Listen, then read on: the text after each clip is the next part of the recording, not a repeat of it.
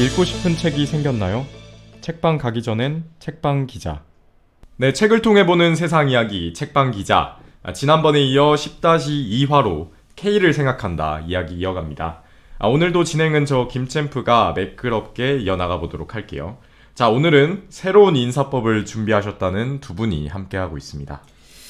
네, 새로운 인사법을 준비했는데요. 이제 김챔프가 진행을 새롭지 않게 해서 하지 않도록 하겠습니다. 안녕하세요, 영지입니다. 안녕하세요. 저도 그냥 새롭지 않게 원래 좋은 거는 오래될수록 좋다고 하잖아요. 뭐 명품도 그렇고 안녕하세요. 안녕하세요. 원북입니다. 약간 뭐 나는 명품남이다 뭐 이런 건가요? 그게 새로운 인사법인가요? 네, 뭐 고전은 계속 사랑받듯이 여러분들께 오래오래 사랑받고 싶습니다. 스윗합니다. 네, 저희 팟캐스트 제목에도 나와 있습니다만 저희 세 명이 기자잖아요. 네, 오늘은 기자로서의 그 날카로운 시선을 좀 발휘해보면 좋을 것 같다는 생각을 하고 있습니다. 지난번 말미에도 제가 잠깐 언급을 했었지만 이 책 논쟁의 여지가 곳곳에 많이 있습니다. 네, 이 책이 이제 90년대생이 온다처럼 90년대생 20대 MZ세대를 이해하는 일종의 길라잡이로 언급이 되잖아요. 사실 이 책에 나온 모든 말들이 맞다, 또 그렇게 뭐 볼 수 없다, 뭐 이렇게 측면이 여러 가지 있는데, 이런 점들 짚고 넘어가면서 청취자분들도 이제 저희도 모두 살찌울 수 있는 시간으로 만들어 보겠습니다. 자, 그럼 일단 큰 줄기를 한번 잡고 가보시죠. 저희 모두 90년대생이잖아요.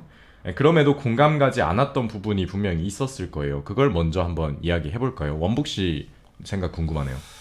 공감이 가지 않았던 부분은 이제 지식교육을 통한 상층 노동시장의 개방성과 유연성을 확대하는 게 좀 해법? 방법론이다라고 좀 제시를 했는데, 계층 상승 경쟁을 좀 긍정적으로 평가하는 게 맞나? 뭐 계층 상승을 좀 경쟁적으로 한다고 해서 과연 이 사회가 좀 더 나은 방향으로 갈까에 대한 의문이 있는데, 사실 교육이 계층 상승의 수단으로 이용되는 게 현실이잖아요. 뭐 실제 한국조세재정연구원이 발간한 조세재정 브리프 대학 입학 성과에서 보면은 교육 기회 불평등과 대입 전형에 대한 연구만 봐도 소득 수준이 낮으면 명문대에 진학하지 못할 확률이 최소 70%에 달한다는데, 이런 지식교육마저도 지금 빈부격차가 발생하는 상황에서 지식교육을 통해서 상층 노동 시장을 개방해야 된다라고 평가하는 부분이 과연 정말 해법인가? 라는 좀 의문점이 있더라고요. 네, 저는 뭐 앞서서 이야기한 것처럼 이제 90년대생들에 대한 이야기를 가장 관심을 받고 봤었는데, 사실 좀 그 부분이 궁금했어요. 이게 공감이 가지 않았다기보다는 좀 약간 저자의 시각이라고 해야 될까요? 좀 서술이 약간 좀 남성에 좀 더 부합할 것 같은 측면? 그렇죠. 예, 여성은 뭐 저도 잘 모르겠습니다만은 약간 좀 남성 문화 중심의 어떤 쪽으로 서술한 것 같아서, 이게 좀 여성들은 과연 어떨까? 여성들은 여기에 대해서 어느 정도 공감을 할까? 그리고 만약에 여자들이 공감 가지 않는 부분도 분명히 있을 텐데 그 부분은 좀 어디일까? 이 부분이 좀 궁금했어요. 제가 사실 그 저자분이랑 따로 이야기도 몇 번 나눴었는데, 몇 번은 아니고요. 네, 이야기를 나눴었는데, 근데 그분도 이제 이런 뭐 이대남 이런 이대녀 현상 설명을 할 때 여성분들 설명에 대해서는 굉장히 또 조심스럽더라고요. 제가 뭐 여성분들에 대해서는 제가 남자이기도 하고 좀 모르는 부분이 있습니다, 이런 식으로 상당히 정중하게 이야기를 했는데, 그게 또 이 책에서도 뭐 좀 비슷한 좀 아쉬운 지점이 있지 않나 그렇게 생각을 했습니다. 저는 이게 뭐 사실 90년대생을 다룬 파트는 첫 번째 쪽에 좀 이렇게 한정이 돼 있고, 나머지는 사회 전반의 이슈나 이런 것들에 대해서 이야기를 하잖아요. 얘기할 거 되게 많습니다. 어떻게 보면 오늘 방송 끝나고 나면 쟤는 뭐 저격수냐 뭐 이런 얘기를 하실 수 있을 정도로 저는 되게 여러 가지 반론들을 사실 준비를 해온 상태인데, 그 중에 하나만 좀 이야기를 드리면, 그 다문화 관련해서 파트 나오는 부분이 저는 되게 계속 좀 이렇게 혼자 되묻는 부분이 너무 많았어요. 그러니까 그 이유는 제가 아까 앞서도 우리가 기자로서의 시각을 오늘 좀 발휘했으면 좋겠다라고 얘기를 한 게, 좀 뭐라고 해야 될까요? 일반화의 오류라고 해야 될까요? 그러니까 분명히 뭐 경험을 기반으로, 그게 직접적이든 간접적이든 당연히 경험을 기반으로 이야기가 서술이 될 수밖에 없고, 그걸 집약해 놓은 것이 책이지만 너무 단편적인 경험에만 의존하는 게 아닌가라는 생각을 그 다문 아파트에서 정말 많이 했습니다. 그러니까 좋게 표현하면 우리나라, 그러니까 대한민국의 이런 다문화 그런 것의 가능성을 시사했다라고 볼 수 있겠지만 사실 지금도 저희가 지금 이 방송을 녹음하는 지금 이 순간에도 다문화, 그러니까 다른 나라, 특히 동남아시아에서 온 노동자들이 차별받거나 어떤 불평등에 놓여 있는 그런 상황은 얼마든지 벌어지고 있습니다. 근데 그런 것에 대해서는 사실 좀 약간 눈을 감은 채 좋은 이야기들, 서로 따뜻하게 잘 지내는 이런 이야기들만 너무 강조가 된 거 아닌가. 물론 좋은 거는 저희가 잘 살려서 잘 이어나가면 좋겠습니다만, 좋은 걸 잘 이어나가는 것만큼 중요한 건 잘못하고 있는 것을 제대로 인식하고 그게 좀 아프더라도 비판하고 개선하는 게 또 좋은 방향이라고 생각하는데, 그 부분에 대한 이야기는 너무 빈약하다는 생각을 좀 했습니다. 그러니까 이게 단순히 다문 아파트에서만 그런 게 아니고 책 전반에서 저는 그런 느낌을 좀 받아서 그런 부분들을 오늘 좀 중점적으로 얘기해 보면 어떨까라는 생각을 가지고 있습니다. 여기에 이어서 이런 질문도 좀 던져보고 싶어요. 이 책은 결국 이 우리 사회에서 계속해서 소비되는 그 세대론, 그것 없이는 이야기 전개가 되지 않잖아요. 그게 제일 큰 전제로 깔고 있으니까요. 하지만 이런 세대론에 대한 비판도 만만치가 않습니다. 이 한 세대 안에 있는 수많은 사람들을 압축하고 또 기성세대는 이것을 정론처럼 떠받드는 그런 모양새 아니냐, 이런 지적도 뒤따르는데 두 분은 이 부분 좀 어떻게 보시나요? 일단 이 책 서두에서 밝히듯이 뭐 이게 90년대생만의 현상인가 아니면 전 시대를 통틀어서 20대가 겪는 문제인가라고 봤을 때 임명국 작가는 이게 그냥 90년대생에서만 발생하는 걸로 좀 통칭을 하시더라고요. 근데 제가 개인적으로 생각했을 때는 전 세계에서 전 시대를 걸쳐 봤을 때 과연 90년대생만 이렇게 폭발했을까? 아니다. 모든 세대에서는 20대들은 항상 이렇게 화가 나 있었고 공론장으로 뛰어나왔고 우리 기존 세대에 대한 변화를 갈망했고 그런 추진력이 있었기 때문에 사회는 계속적으로 앞으로 나아갔다라고 저는 생각을 해서, 물론 지금은 뭐 커뮤니티라는 장으로 공론장이 바뀌었다면 과거에는 광장으로 뛰쳐나왔잖아요. 혁명을 그렇죠. 외쳤고. 그래서 이게 90년대생만의 뭐 겪는 문제는 저는 딱히 생각하지는 않습니다. 그리고 기성세대가 이를 정론처럼 떠받드는 모양새가 아니냐라고 또 나오는데, 근데 기성세대는 어찌됐건 정치를 해야 되니까 이거를 어찌됐건 경제적으로 효율적으로 의견을 압축해서 그 의견을 압축한 걸 토대로 법안을 발의하고 뭐 정책을 이끌어 나가야 되는 책무가 있기 때문에 세대론으로 묶는 게 좀 더 경제적이긴 하다라고 좀 볼 수 있을 것 같습니다. 네, 이게 사실 뭐 앞서서 원북 씨가 이야기를 해준 것처럼 사실 뭐 어느 시절이나 20대는 좀 항상 화가 나 있는 좀 시기이기는 하죠. 가장 혈기왕성한. 예. 그렇다 보니까 이게 사실 이렇게 뭐 어떻게 보면 깽판 치는 게 지금 20대만의 일이냐 이렇게 이야기도 저도 충분히 나올 수 있다고 보고요. 이제 다만 뭐 좀 더 저자를 위해서 변론을 해준다면 뭐 저자는 생각은 이제 기존의 20대 기존 시절의 20대들은 뭐 저자의 생각은 뭐 산업화라든가 민주화라는 어떤 뭐 좀 중심으로 뭉쳐지는 뭐 하나의 깃대가 있었는데 요즘 20대는 그 들고 있던 게 깃발이 아니라 죽창이더라. 아니 끝에 뭐가 안 매달려 있더라. 그리고 뭔가 날카롭더라. 네, 표현이 아주 좋아요. 좀 그런 식으로 보는 것 같습니다. 아니 저는 사실 이 세대론에 대해서 굉장히 좀 부정적이거든요. 그러니까 최근에 특히 정치판 중심으로 그 용어들을 언론에서 많이 썼어요. 뭐 이대남, 이대녀. 저는 정말 싫었어요. 처음에 이대남이 뭐야? 이대 다닌 남자야? 진짜 그 정도 수준의 생각만 저는 가지고 있었고, 20대 남자를 이대남이라고 표현해서 그 사람들의 특징을 뽑아내서 이대남들의 특징 1, 2, 3 그걸 기획 시리즈로 만들고 기사를 쓰고 그런 것에 대해서 엄청난 반감이 있었어요. 그러니까 왜 그랬냐? 앞서 제가 질문 던질 때 잠깐 이야기를 드렸습니다만 그 한 세대를 구성하는 사람들은 굉장히 다양해요. 일단 성별이 다르죠. 남자, 여자, 그리고 뭐 남자, 여자에 속하지 않는다고 생각하는 분들도 계시고 직업이 다 다릅니다. 그리고 이 부를 축적한 수준도 다르고 살아온 환경도 달라요. 도시나 농촌의 차이도 있을 거예요.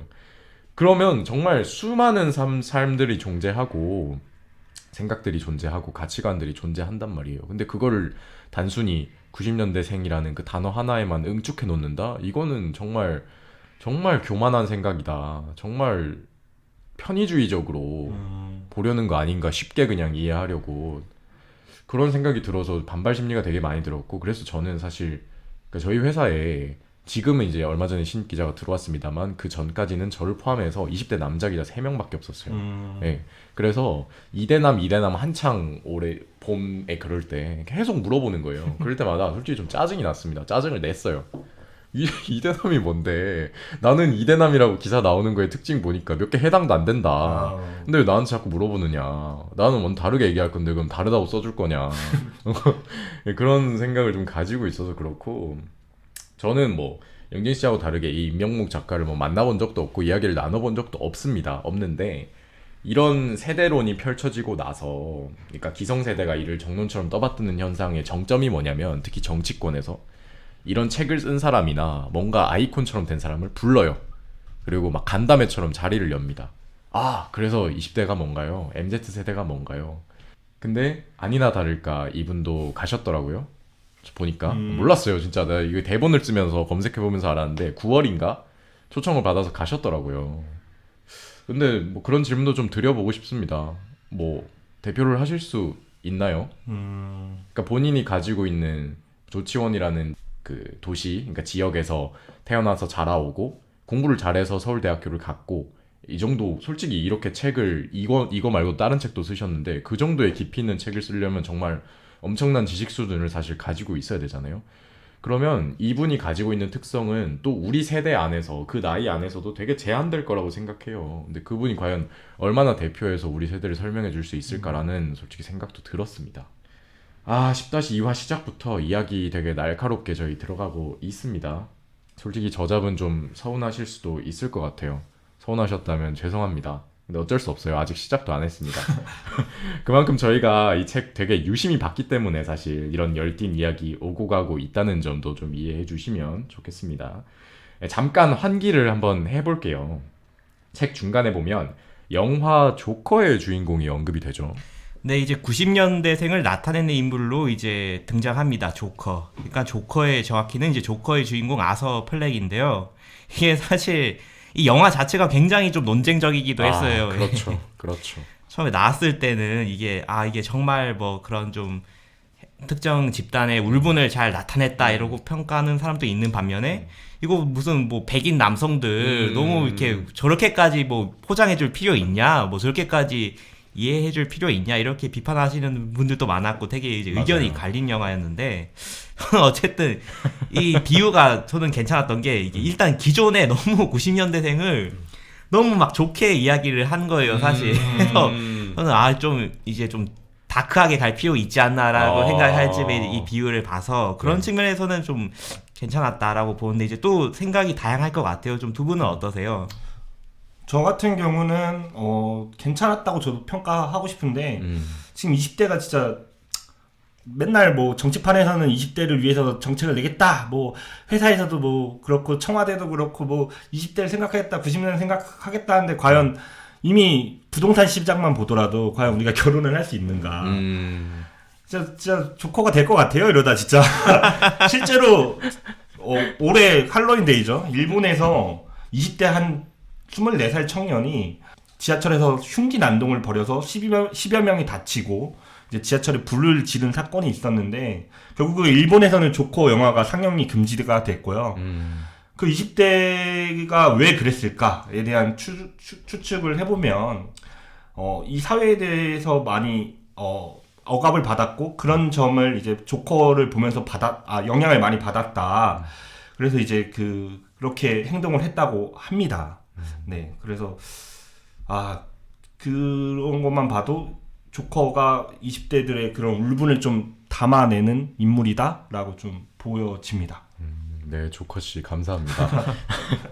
뭐 저도 그런 특징들을 좀 담아낼 수 있는 캐릭터였다는 생각을 합니다. 그러니까 뭐 앞서 원묵 씨가 잘 소개를 해주셨습니다만 이 90년대생을 특히 낀 세대라고 표현을 많이 하죠. 그러니까 이전 세대에 비해서는 어떤 노력은 더 많이 하는데 그 노력의 결과만큼 얻어내기는 더 어려운 사회가 됐고 또 그 저희 이후에 나온 세대랑 비교했을 때는 또 기성세대랑 가깝고 뭔가 꼰대랑 가깝고 해서 낀 세대다. 맞아요. 뭐 이도 아니고 저도 아니고 그렇다고 뭔가를 성취를 할 수 있는 세대도 아니고 뭔가 부를 축적한 세대도 아니고 애매한 거죠. 애매하고 어떻게 보면 이제 아까 얘기 나왔던 뭐 부동산이나 그런 여러 가지 것들이 이 20대 뭐 MZ세대, 90년대생 이 세대 낀 세대들에 대해서 고통이라고 표현을 할 수도 있을 텐데 그 고통을 주는 이 근본적인 원인을 사실 해결할 만큼의 그럴 정도의 어떤 역량이나 영향력을 갖추지 못했고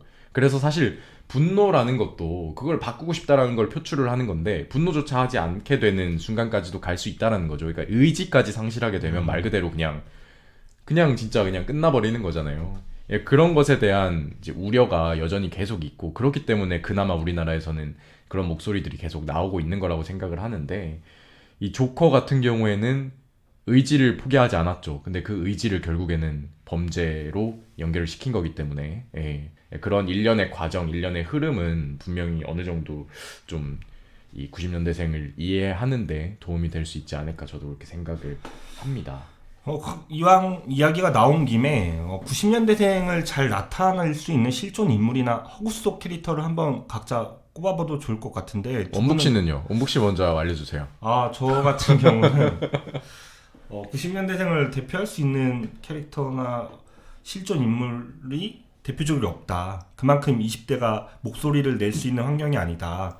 이런 와중에 뭐 20대 논객으로서 좀 정치판에 목소리를 내고 있는 임진묵 씨가 나타난 건 전 개인적으로 너무 좋고 임진묵 씨요? 임진묵 씨는 프로게이머 선수입니다.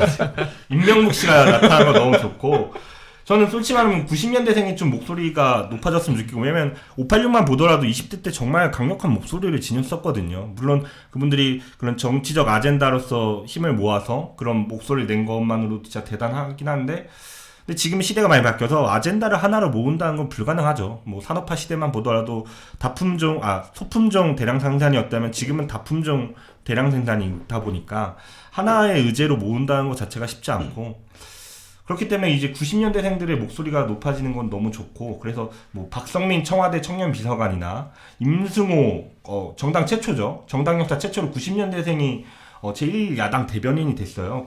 김승호 씨도. 그러니까 저는 이런 현상들이 너무 좋고요. 앞으로도 90년대생들이 많이 힘을 가졌으면 좋겠고 향후에도 그런 모습들을 많이 나타냈으면 좋겠습니다. 지난번에 이어서 또다시 침세례를 받았습니다. 원북 씨 뭐 정치권에 진출할 그런 계획이 있으신가요? 뭐 불러만 주신다면 뭐든 하겠습니다. 예상한 대답이 아닌데. 그러니까요. 정말 놀라운데요. 영진 씨는 좀 어떠세요? 영진 씨가 생각한 캐릭터가 있나요? 저는 근데 사실 이게 참 저도 이 이야기를 한번 해보면 좋을 것 같다고 저희가 이제 시작하기 전에 잠깐 이야기 나눴었는데 제 입을 꽁해버리고 싶네요 이게. 갑자기 생각을 하려니 드는 캐릭터가 이게 좀 안 유명할 수도 있는데요. 이제 네이버 웹툰 중에 수희영이라고 이제 뭐 유튜브랑 뭐 개인 방송을 하는 어떤 좀 뭐라고 하죠? BJ? BJ들의 삶을 다룬 그게 있는데 거기서 나온 그 캐릭터에 좀 열광하거나 아니면 좀 이렇게 일희일비하는 좀 그런 시청자들이 좀 비슷하지 않나. 왜냐하면 또 사실 유튜브를 누구보다 많이 보는 세대이기도 하고 저는 사실 유튜브를 보지 않습니다만은 직접 운영도 하시잖아요. 이제 회사 거 그렇네요. 그래서 공감이 됐던 거고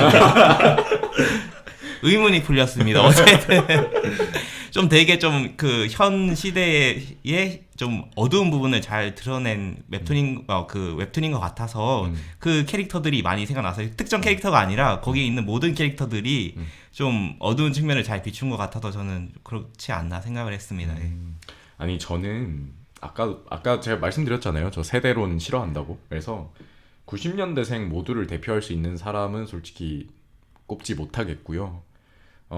그런 특징들을 많이 갖고 있는 사람, 좀 다수가 가지고 있는 특징들을 많이 갖고 있는 사람이라고 저는 누가 떠올랐냐면 아니 방금 유튜브 얘기를 해주셨는데 저도 유튜브 거의 안 보거든요. 거의 안 보는데 그 유정호라고 그 유명한 유튜버 있죠. 네.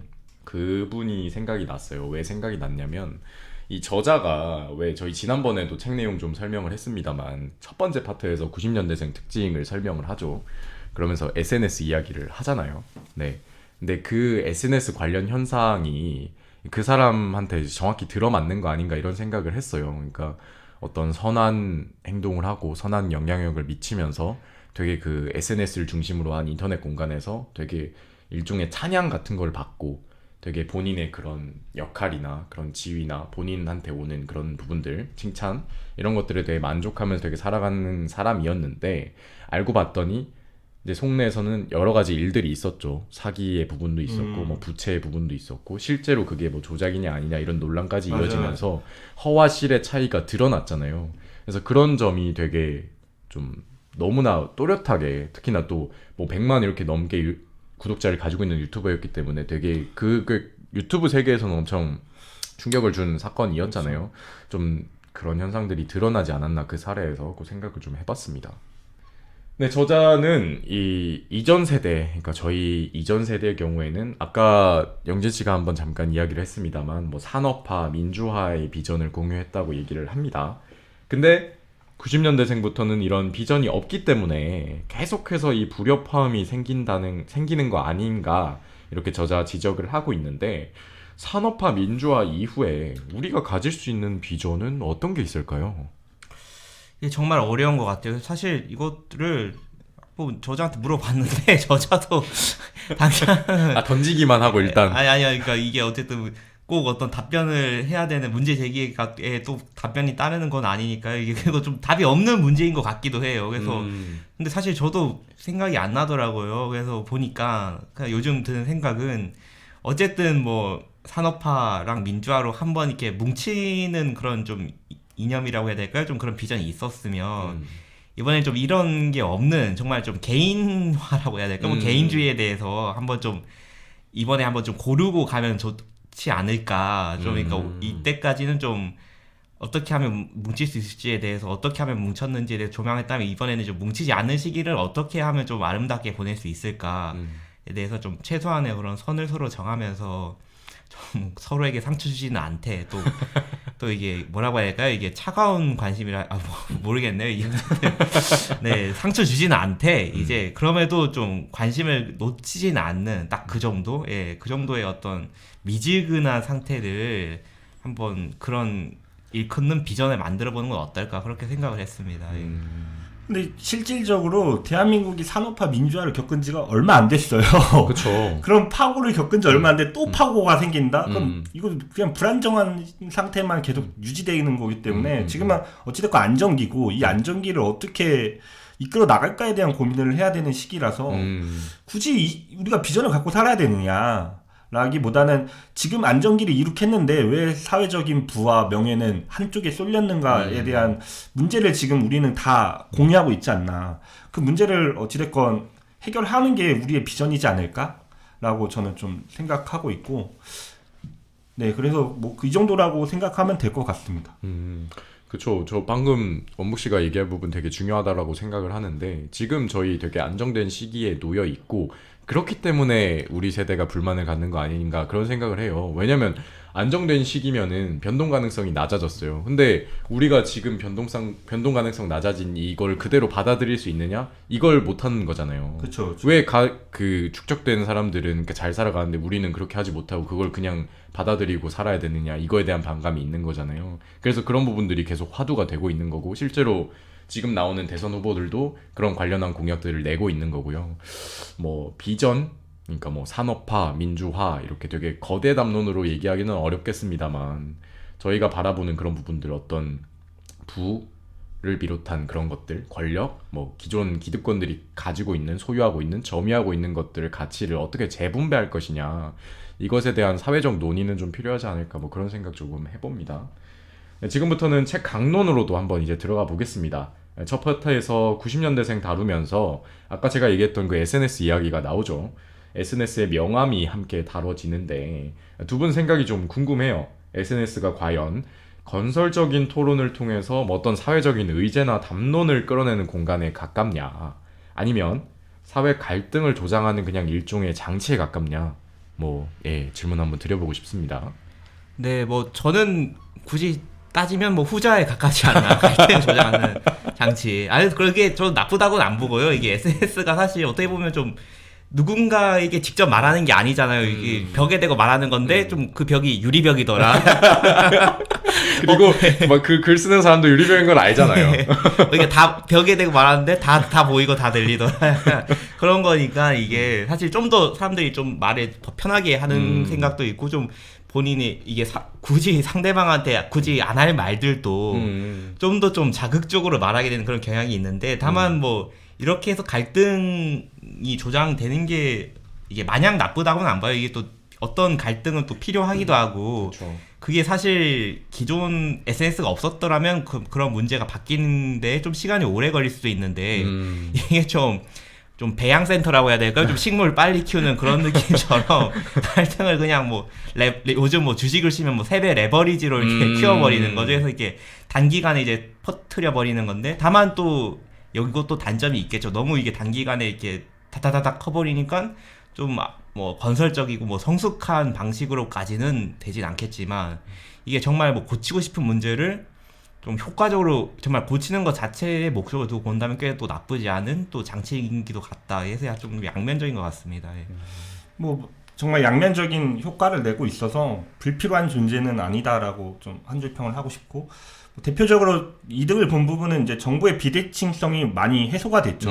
그렇죠. 많이 옛날에는 권력자들이나 흔히 말하는 언론인, 그리고 재벌가 분들이 정보를 꽉 쥐고서 사회를 좀 움직였다면, 이제는 정말 정보가 좀 투명하게 공개되고 있는 상황이기 때문에 사회적으로 이제 비리 같은 것들이 저질러지기가 정말 쉽지 않고요. 쉽지 않죠. 사회적으로 많은 사람들이 이제 지켜보고 감시하고 견제하고 있기 때문에, 그런 부분에 있어서 저희만 보더라도 금융실명제 도입되면서 그런 불투명한 지하 자금 같은 게 많이 해소가 됐고, 정치인들도 어찌됐건 뇌물을 받을 수 있는 환경이 안 됩니다. 그런 사건들이 이제 발생하지 않잖아요, 대부분. 정치권에 대해서 굉장히 비호도 해주시고. 아니. 왜냐면은 이게 옛날 같은 경우는 한나라당에서 찻대리 사건이 있었잖아요. 트럭을 통해서 대선 자금 갖다 주고. 근데 이런 일이 지금은 투명하게 이제 대통령이 펀드를 해가지고 대선 자금 이끌어내잖아요. 이런 것들에서 있는데, 이제 다만 이제 아까 영진 씨가 앞서 언급한 것처럼 날카롭습니다. SNS에서 공격하는 말들이 정말 날카롭고, 이런 것들이 전혀 필터링 되지 않고 언론에 유통되기도 하고요.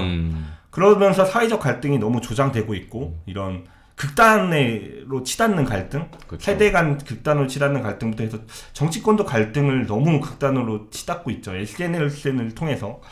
그런 사회적인 이제 암도 좀 심각한데, 이거는 저희가 이제 앞으로 아까도 SNS도 생긴 지가 얼마 안 됐어요. 솔직히 말하면. 그래서 앞으로 우리가 이 사회가 어떻게 이 문제를 해결해 나갈지를 머리 맞대고 고민해보는 게 중요하지 않나 생각합니다. 네.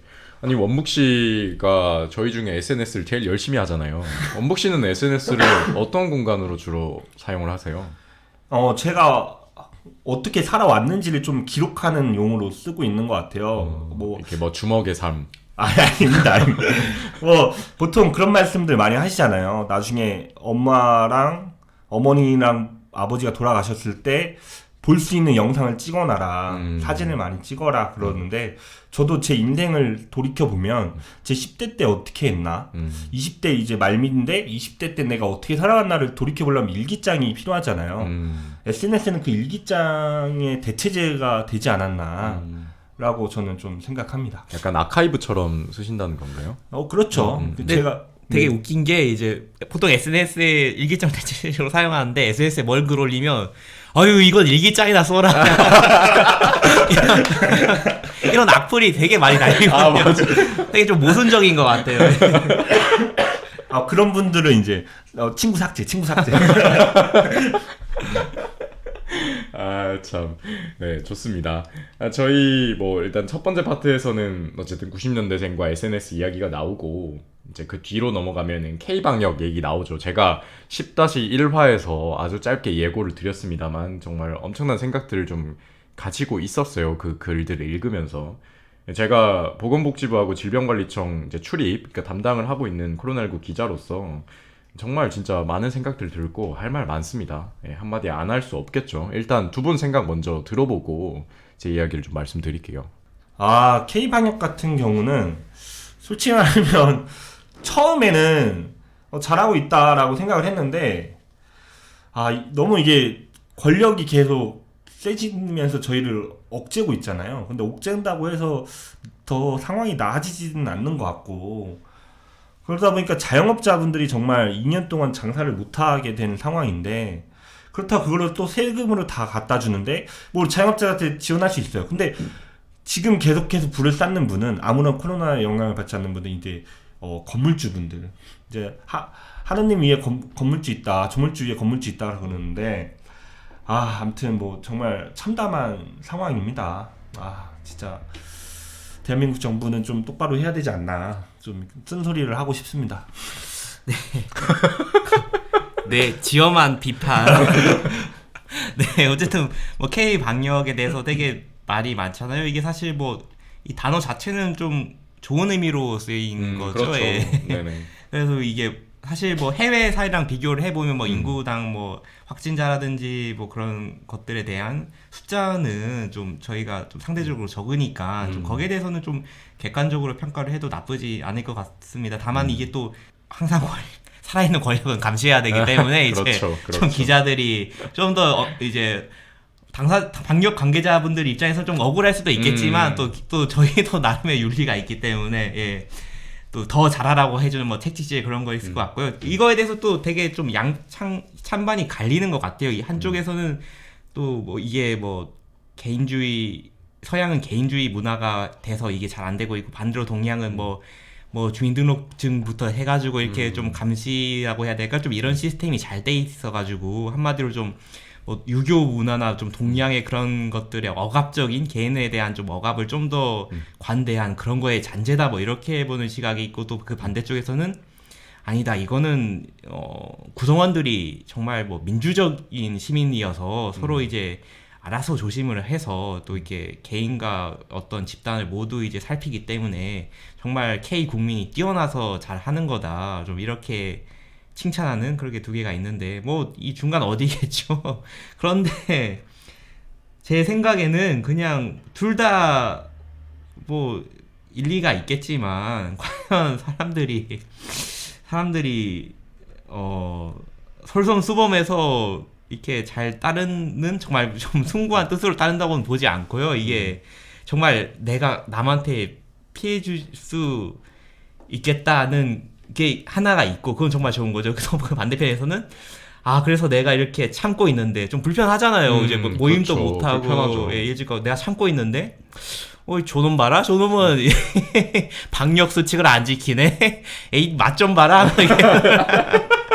돌팔매질을 하면 또 이제 그게 반복이 되면서 이거 나도 돌 맞을 수 있으니까 또 조심해야겠다. 약간. 근데 실제로 작년에는 사회적 낙인 효과가 정말 어마어마해서 이태원에 그렇죠. 갔다 오신 분들이 찌라시로 돌기도 했어요. 예. 그때 당시 찌라시로 돌았던 분 중에 삼성전자에서 전무와 상무에 비서셨던 분들의 사진이 돌았는데 왜냐면 진짜 작년 같은 경우는 징계를 받았어요. 뭐 공무원 조직이나 기타 기업에서든.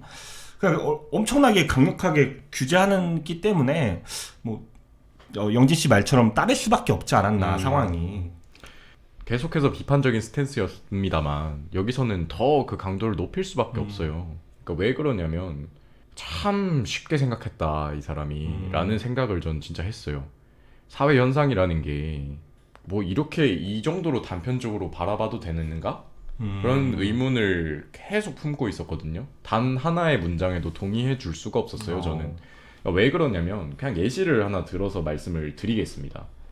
전쟁이 났어요. 당장 내일 저희가 전쟁이 났어요. 우리나라. 그러면 우리 지금 3명 다 예비군이잖아요. 슬프네요. 네. 그러니까 그런 이제 남성들, 건장한 젊은 남성들 이제 징집이 되겠죠. 그리고 군수 물자가 쭉 퍼져 나갈 텐데 그런 물자 관련해서 징발이 될 겁니다. 네. 그런 부분들 그럴 때 그러니까 그런 상황에서는 자유주의적인 가치가 다 훼손이 되겠죠. 난 가기 싫어. 근데 징집이 돼요. 내 물건 가져가면 안 돼. 근데 징발이 돼요. 근데 그런 상황에서도 과연 이 저자가 그렇게 얘기할 수 있을까? 라는 생각 들었습니다. 어떻게 할까 거기서 자유주의적 가치 훼손되니까 나는 징집 안 갈 거예요 라고 하고 다른 나라로 갈 것인가? 근데 사실 그게 얼마나 다른 상황인지 잘 모르겠어요. 지금 코로나19가 오히려 너무 그렇게 안정됐다고 느꼈기에 본인도 이 정도의 말을 할 수 있는 거 아닌가 그런 생각을 좀 해서 뭐 저는 좀 그랬습니다. 그러니까 이런 모든 가치들을 우리가 모든 순간에 지키고 살면 좋겠고 당연히 그게 최우선 돼야 합니다만 우선순위를 판단해야 될 순간이 있다면 뭐 그것까지 챙겨줄 수 있으면 제일 좋았겠죠. 근데 그게 안 됐기 때문에 어느 정도 선택을 한 거라고 생각하는데 그거 관련해서 비판을 해버린다? 그러면 답이 없는 거예요. 그러니까 이분 주장처럼 자유주의적인 가치를 먼저 생각했다면 저희도 뭐 10만 명 하루, 20만 명 이렇게 확진자가 나왔을 수 있겠죠. 그러면 그 상황은 잘했다라고 과연 이분이 또 얘기를 했을까요? 그래서 저는 이게 너무 그냥 쉽게 비판을 한다. 그냥 비판을 위해서 비판을 한다. 그런 생각을 했어요. 일단 뭐 이 책 주제 구성을 보면 그간 뭐 저희가 다룬 에피소드를 통해서 다뤄왔던 여러 사회 담론들이 있잖아요. 그게 한데 모여져 있어요. 그래서 예전 방송들 생각도 많이 나요. 저희 첫 화에 했던 이제 공정하다는 착각 이런 것도 그렇고. 그래서 막간을 이용해서 광고 타임 한번 좀 가져보려고 합니다. 리프레시. 네. 조국 사태와 관련해서 정말 작년에 화두로 떠오른 책이 있죠. 마이클 샌델의 공정하다는 착각. 이 책을 통해서 한국 사회의 시스템과 경쟁 사회는 어떻게 나아가야 될까에 대한 방향성을 좀 고민하게끔 던져주는데 저희가 다뤘죠. 그래서 한번 그 방송이 저희 방송 중에서 조회수가 가장 높습니다. 그만큼 퀄리티나 재미가 빠지지 않았다라고 자부할 수 있기 때문에 지금 방송을 청취하시는 분들이 끝나고 공정하다는 착각 방송도 한번 들어주시면 감사하겠습니다. 네, 제가 그래 여기서 말을 하나 덧붙여야 될 것 같은데 그럼 들으러 가봐야지 하셨던 분들이 놀라실 수도 있어요. 왜냐면 원북 씨가 그때는 열정적이었거든요. 같은 인물입니다. 저희 멤버 안 바뀌었어요. 저 그때도 열정적이고 지금도 되게 열정적으로 하고 있습니다. 제가 첫날 방송 이후로 이제 원북 씨는 건너편이 아니라 옆에 앉아야겠구나. 그래야 침이 덜 튀겠구나. 옳은 판단이었습니다. 네, 어쨌든 원북 씨가 막간을 이용해서 광고 잘 해주셨고요. 입시와 교육 관련해서 이번에 진짜 열과 성을 다해서 발제해 주셨죠. 그래서 이번 파트는 원북 씨 이야기를 좀 들어보려고 합니다.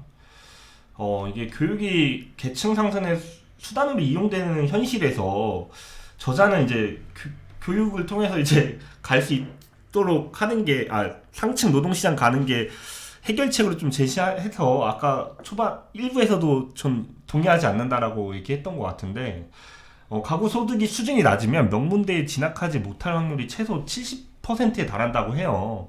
그리고 이제 소위 말하는 스카이, 서울대, 고려대, 연세대학교 신입생 중에서 고소득층 자녀 비율은 매년 증가 추세인데 특히 의대와 로스쿨에서도 마찬가지로 이 비율이 높습니다. 작년 기준 스카이생 중에서 고소득층 비율이 62.9%인데 2017년이 43.4%였거든요. 그러니까 해가 갈수록 신입생 비율이 고소득 가정 출신 신입생 비율이 계속 높아지고 있는 거예요. 근데 이런 상황에서 교육이 해답이 될 거라고 보지는 않고요. 특히 우리가 흔히 전문직이라고 말하는 의대 로스쿨 신입생 소득 분위별만 봐도 의대 신입생의 52.4%가 고소득층이었고 전국 25개 로스쿨의 51.4%가 고소득층이었습니다. 이런 상황에서 이 저자가 과연 말한 해답이 정답일까? 여러분의 생각은 좀 어떤지 궁금합니다. 네, 이게 정말 어려운 문제인 것 같아요. 그래서 그렇죠. 사실 물론 이제 공교육이라는 게 없었다면 이게 계층의 어떤 상승의 사다리가 가로막히는 현상이 더 심했겠죠. 그리고 이게 공격이 일정 부분 그런 거를 좀 완화하는 측면이 있는데 어쨌든 좀 주요 사회에 나타나는 불만은 그럼에도 이게 좀 우리가 기대하는 것만큼의 기능은 못하는 것 같다. 그렇게 좀 많은 분들이 느끼셔서 이렇게 불만을 비치시는 것 같아요. 그래서 우리가 시스템을 좀 보다 나게 재설계해보자 이런 건데 사실 저도 굉장히 좀 처음에는 교육에 대해서 좀 비판적인 의식이 많았는데 좀 어느 순간 약간 좀 그런 생각이 들더라고요. 사실 또 저희 세 명이 기자인데 사실 많은 이제 뭐 많은 응원 메일 여기서 많은 응원 메일 이제 좀 욕설이 담긴 응원 메일들 더 열심히 해라 이 자식아 정말 순화해서 표현하거든요. 이런 응원 메일도 많이 봤는데 이제 또 이제 물론 안 중요한 일이 없겠지만 약간 좀 모든 문제의 원인이 사실 언론으로 귀결되는 측면이 없지는 않습니다. 이게 다 뭐 A 문제에 대해서도 이게 다 언론이 어째서 문제고 B 문제 이게 언론이 문제. 그래서 이게 물론 그분들의 지적이 타당한 측면이 분명히 있고 왜냐하면 언론은 분야를 가리지 않으니까 물론 모든 분야에 영향을 줬겠고 좀 미진한 부분이 있었겠죠. 그런데 약간 만물 언론 문제 기원설은 좀 약간 좀 그럴 수도 있거든요. 이게 좀 당사자가 이야기할까 그렇네요. 그런데 이제 제 요지는 그게 아니라 우리나라에서 또 언론 못지않게 모든 문제의 근원으로 지목되는 분야 중에 하나가 사실 교육이잖아요. 그건 또 물론 언론만큼 교육이 중요하기 때문에 그렇긴 한데 이게 또 그러게요. 저는 이제 교육도 이제 지적을 다 하긴 한데 결과적으로는 좀 어떤 노동시장이나 이런 거에 대해서의 또 그런 것도 같이 해봐야 되기도 하고 제가 교육자는 아니지만 좀 교육자분들도 좀 나름의 스트레스는 있겠다 이렇게 생각을 했어요. 그래서 뭐 교육이 계층 상승 수단으로 이용되는데 이게 뭐 진짜 답이 없다. 답이 없다. 예, 그냥 모 전직 국회의원님의 어떤 그 말이 생각나네요. 답이 없어요. 그 이제 그분 이게 그 말을 남기고 장렬하게 전사를 했기 때문에 그 말도 참 답이 없었습니다. 답을 찾아야죠. 이제 답을 한번 찾아봅시다. 예. 아니 저는 뭐 거의 생각하는 바가 비슷하기 때문에 그냥 질문으로 대체를 해볼게요. 교육 파트 특히 저희가 이전에 많이 다뤘는데 그래서 예전 저희 다뤘던 에피소드들 생각이 많이 나요. 그래서 머릿속에 그런 생각을 해봤어요. 마이클 샌델 교수하고 임영묵 씨 만나서 붙여봐도 재밌겠다. 교육 관련해서 둘이 얘기하라고 하면 어떻게 펼쳐질까? 이게 되게 갑자기 머릿속에 떠올랐는데 영진 씨 어떨 것 같아요? 두 사람 만나서 얘기하면? 일단 샌델과 둘이 좀 뭔가 제가 봤을 때 둘 다 좀 약간 인싸 스타일인 것 같아서 뭐 다툴 것 같지는 않습니다만은 생각은 좀 상당히 다를 것 같기는 그러니까 하네요. 예. 거의 지금 그래가지고 되게 궁금하네요. 원북 씨 어떨 것 같아요? 일단 두 분의 주장을 책으로만 봤을 때는 평행선을 달리고 있기 때문에 어찌 보면 임명북 씨도 성공한 사례죠. 90년대 중에서 이렇게 많은 언론에서 찾고 책을 2권이나 낼 정도면 아시다시피 유시민 작가도 20대 때부터 이렇게 진보 농객으로 활동을 하다가 정치권에 가서 40살 초반에 장관까지 하신 분이에요. 저도 뭐 임명묵 씨가 이렇게 좀 커가는 모습은 되게 좋고 마이클 샌델도 아시다시피 어린 나이에 하버드대 교수하신 분이라 두 분이 이렇게 막 만난다고 해서 싸우지는 않을 것 같긴 하네요. 다만 이제 주장은 평행선을 달리고 있죠. 저희가 뭐 사회 초년생부터 정년 퇴직까지 이렇게 쭉 펼쳐놓고 보면 뭐 저희 세 명은 당연히 시작점에 더 가까이 위치해 있잖아요. 그래서 뭐 소위 말하는 회사 속 꼰대들한테 스트레스 받고 뭐 분노하고 이런 일들이 많은데 한편으로는 이제 뭐 그런 사회 초년생들의 어떤 뭐 새로운 시각 이런 것들을 이해하려는 상사들도 없진 않잖아요. 많진 않지만 그런 90년대생들을 이해하기 위한 뭐 어떤 사회나 기성세대의 노력 뭐 직접 보거나 느끼신 것이 좀 있을까요? 이게 사실 뭐 SNS나 온라인에서는 뭐 20대나 30대들이 위에 뭐 50대 주로 이제 50대겠죠. 이제 40, 50대 분들에게 좀 굉장히 뭐 꼰대다 하면서 이렇게 세게 말하지만 그리고 또 좀 그런 극단화된 사례들이 많이 나오지만 현실에서 맞닥뜨리는 분들을 보면 사실 그렇게까지 사람이 악의로 똥돌뭉친 사람은 없습니다. 그런데 문제는 그분들의 선의마저 약간 좀 의도치 않은 피해를 줄 수가 있어요. 이게 그래서 약간 좀 안타깝더라고요. 이제 왜냐하면 저분들은 뭔가 좀 더 소통하고 싶고 약간 좀 오해를 풀고 싶고 해서 같이 야 오늘 술이다 마시자 하고 뭐 이렇게 야 대화해보자 이렇게 하는데 사실 이제 저 같은 경우에는 이제 부모님과 떨어져서 살고 있는데 제가 뭐 저희 부모님과 뭐 카톡이나 이런 것들은 뭐 틈틈이 합니다만은 이제 목소리 듣는 이제 음성 대 음성으로서의 대화는 한 일주일에 하루 정도 하거든요. 근데 아니 나 우리 부모님이랑 또 일주일에 하루 그냥 오늘 어떤 뭐 약간 사생활적인 이야기들을 하는데 이 사람들은 뭐야 이거 뭐 메타 부모님 이거 뭐 이틀에 하루 뭐 심하면 하루에 하루 이렇게까지 이야기를 해보면 사실 좀 사람이 좀 피로해지기 십상이거든요. 또 그게 또 부모님과의 관계처럼 어느 정도 좀 준수직적인 관계도 아니고 정말 이권이 얽힌 관계인데 그래서 좀 오히려 좀 이분들의 좀 노력하는 거에 대해서는 그 선의를 의심치는 않지만 오히려 좀 노력하지 않고 좀 적절한 무관심을 하는 게 정말 가장 높은 수준의 선의가 아닌가. 예. 오히려 그렇게 그쵸. 그래 나를 이해시키려 하지 않겠다. 그래 내 선의를 쟤한테 보여주려 하지 않아야지. 이렇게 그래 내가 약간 다크나이트 같은 거죠. 내가 악인으로서 그냥 자리하겠다. 그게 오히려 또 속 편할 수가 있겠다. 그런 생각이 들었습니다. 예. 그래서 왜 커뮤니티 뭐 올라오는 짤이나 그런 글들 보면은 상사가 약속을 잡으려고 하면 죄송합니다 약속이 있습니다 알고 봤더니 버스와의 약속 뭐 침대와의 약속 이런 거죠. 원북 씨 좀 어때요? 일단 뭐 저희 셋 다 기자잖아요. 기자의 장점이 상사랑 일을 안 합니다. 각자 발췌하고 각자 취재해서 제 글만 마감만 잘하면 돼서 그런 장점이 있고 뭐 사회적으로 어떤 노력을 하고 있나 보면 이제 대표적으로 문재인 대통령이 2019년에는 90년생이 온다. 올해 초에는 청와대 직원들한테 90년생 공무원이 왔다라는 책을 선물했는데요.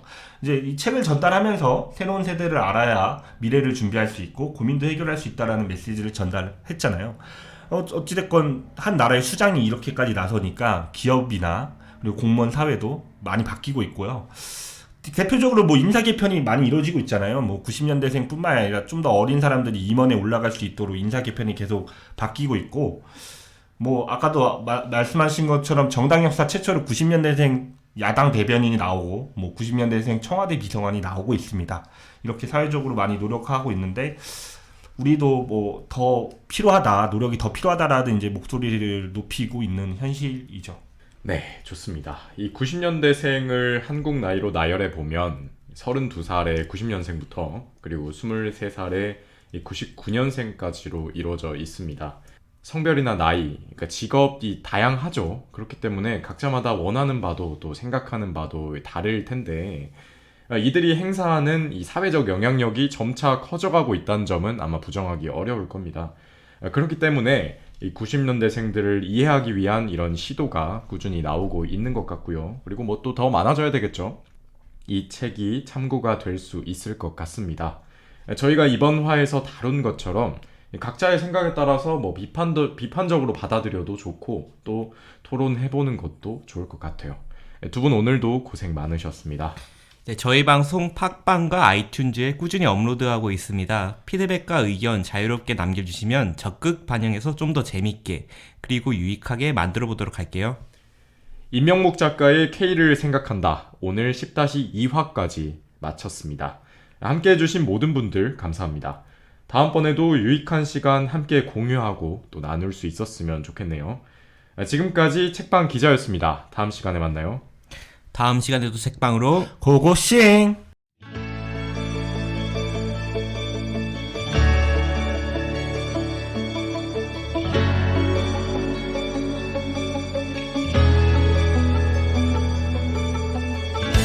읽고 싶은 책이 생겼나요? 책방 가기 전엔 책방 기자.